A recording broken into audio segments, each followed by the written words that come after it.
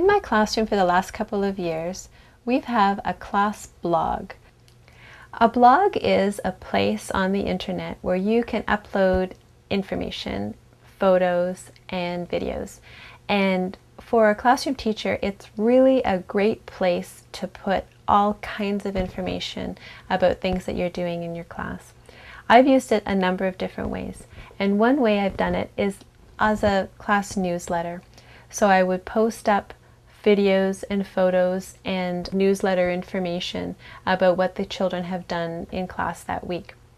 Because remember that many parents really have no idea what goes on in a class or the amount of work that's done in class. I've often had parents say, I can't believe all of the stuff that you do in class. Parents and families can really appreciate that. We go through it probably about once a month. We have a computer lab at our school. You can hear the children saying, oh, I remember doing that, or can we do that again, or let's read that book again. It's also really nice for families, like the grandmothers and grandfathers and aunts and uncles that don't live near their families.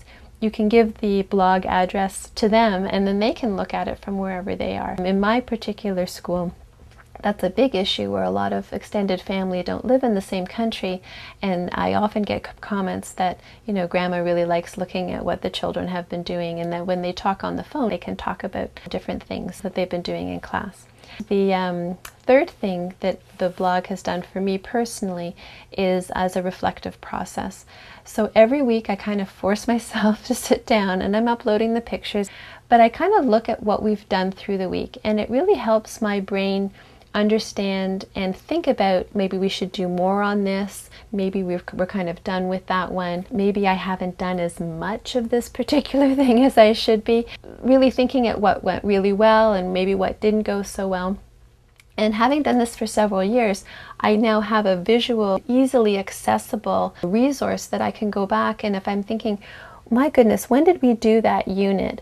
I can go back, I can see that. I really love using the blogs. It does take a bit of time, but once you get into the routine of it, the benefits to the children, to the children's family, and to you as a professional really is worth it. The second kind of posting I do is sort of an update, which is more for parents. And in that section, what I'll do is I'll put down the homework, so that there's never any issue about what the homework is. It's posted there. I'll also have reminders, issues. For example, in the summertime, it's time to make sure your children bring hats and sunscreen and that kind of thing. And I'll also have a section for important dates, when the spring concert's going to be and that kind of stuff.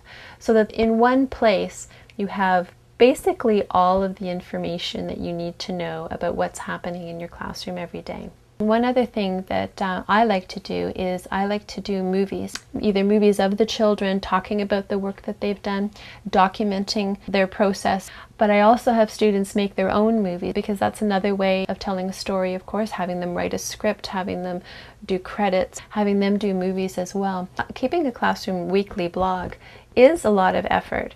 And another way that you can do a blog, and this is how I started, I wanted to document the children's learning in a science unit. Very classic science unit of caterpillars becoming butterflies. That's about a 3-week process. So you can also do a blog just for a short-term project.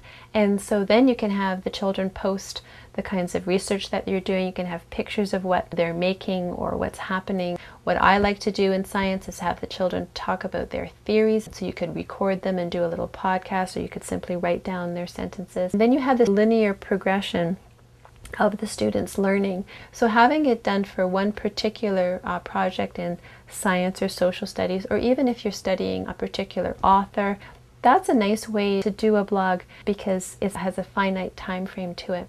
You can do lots and put everything into your blog, so I really would encourage you to think about doing one.